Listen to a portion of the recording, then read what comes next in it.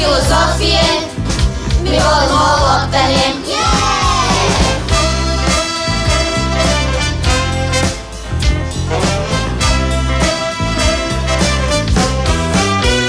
Jer mi smo djeca svijeta, mi volimo vas.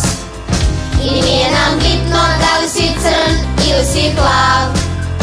Tu nema demagogije, to nam je tek bez veze. Ima samo loptanje, samo igranje. Nama nije bitno ko si, šta pa da. Može biti crno, žut ili plav. Može biti nizak, a može biti sprav. Budi samo jak. I kada nas svi ostave, i kada nam je teško, uvijek će biti mjesta tu i neće biti tjesno. Jer naša su srca dovoljno velika, veća i od svemira i cijeloga svijeta. Pa mi smo djeca svijeta, mi volimo vas i nije nam